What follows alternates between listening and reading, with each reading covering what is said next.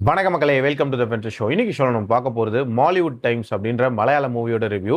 Jio Hotstar OTT ஆப்பில் தமிழ் டப்பிங்கோட அவைலபிளாக இருக்கு. இந்த படம் சினிமாவில் எப்படியாவது சாதிக்கணுங்கிற கனவோட இருக்கக்கூடிய ஒரு யங் கிரியேட்டரோட லைஃப் ஸ்ட்ரகிள்ஸ் அப்படின்னே சொல்லலாம். அதுவும் சினிமாவோட அந்த ஆர்ஷான ரியாலிட்டி இருக்குல்ல, அதை ரொம்ப ஓப்பனாக ப்ரெசென்ட் பண்ண படம் அப்படின்னே சொல்லுவேன். கதைன்னு பார்த்தீங்கன்னா, நம்ம ஹீரோ சின்ன வயசுலேருந்தே ஒரு தரமான ஹாரர் மூவி எடுக்கணும் அப்படின்ற கனவோடையே இருக்காரு. ஸோ அவர் எப்படி சினிமாவை கற்றுக்கிறாரு அண்ட் அதுக்கப்புறம் அந்த ஷார்ட் ஃபிலிம் அப்படின்றதெல்லாம் எப்படி எடுக்கிறாரு, அதன் மூலமாக அவருக்கு பட வாய்ப்பு எப்படி கிடைக்குது, அண்ட் உண்மையாகவே அந்த சினிமா ஃபீல்டுக்குள்ளே வந்ததுக்கு அப்புறமாட்டு என்ன மாதிரியான எதிரிகளை ஃபேஸ் பண்ணுறாரு, என்ன மாதிரியான சேலஞ்சஸை ஃபேஸ் பண்ணுறாரு, அதெல்லாம் சமாளித்து ஒரு சக்ஸஸ்ஃபுல்லான கிரியேட்டராக மாறினாரா இல்லையா அப்படின்ற மாதிரி ஒரு எண்ட் டு எண்ட் ஜேர்னியை சொல்லக்கூடிய ஒரு படம் தான் இந்த படம். ஒரு கிரியேட்டரோட ஸ்ட்ரகிளிங் ஜேர்னியை ரொம்ப யதார்த்த தன்மையோட ப்ரெசென்ட் பண்ண ஒரு படம் அப்படின்னே சொல்லலாம்.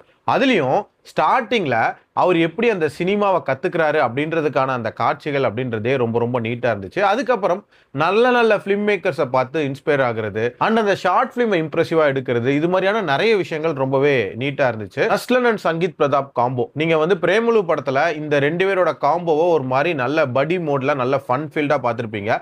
பட் இதில் பார்த்தீங்கன்னா ஒரு விதமான ஃபியர்ஸான ரைவல்ஸ் அப்படின்ற மாதிரி கொண்டு வந்திருப்பாங்க. அந்த போர்ஷன்ஸ் அப்படின்றதும் நீட்டாக இருந்துச்சு. ரொம்ப ரொம்ப ஆர்கானிக்காக எந்த விதமான காம்ப்ரமைஸுமே இல்லாமல் ஒரு குவாலிட்டியான யூனிக்கான படத்தை எடுக்கணும் அப்படின்ற ஒரு பேசிக்கான விஷயத்த நிறைவேற்றுறதே சினிமா ஃபீல்டில் என்ன மாதிரியான கஷ்டம் அப்படின்றத ரொம்ப ஓப்பனாக இதில் சொல்லியிருப்பாங்க அப்படின்னே சொல்லலாம். அதுலேயும் இதில் காட்டக்கூடிய நிறைய சேலஞ்சஸ் அப்படின்றது உண்மைக்கு நெருக்கமான விஷயங்களாக இருந்துச்சு அப்படின்னே சொல்லலாம். ஆல்சோ இந்த படத்தில் வரக்கூடிய கேமியூஸ், பொதுவாக கேமியூஸை கௌரவ தோற்றம் அப்படின்னு சொல்லுவாங்க. பட் இந்த படத்துல அந்த மாதிரி வரவங்களோட முடிவு அப்படின்றதே ஒரு விதமான டார்க் காமெடி கலந்து தான் இருந்துச்சு. மற்றபடி மேக்கிங் வைஸ் ரொம்ப நீட்டா இருந்துச்சு. ஒரு வித்தியாசமான ஜேர்னியை பார்த்த ஒரு அனுபவம் இருந்துச்சு அப்படின்னே சொல்லலாம். என்ன ஒன்று, அந்த ஜேர்னி அப்படின்றது ரொம்ப ரொம்ப எக்ஸ்டென்சிவான ஒரு ஜேர்னியா இருந்துச்சு. கிட்டத்தட்ட 2.25 மணி நேரம் போகுது.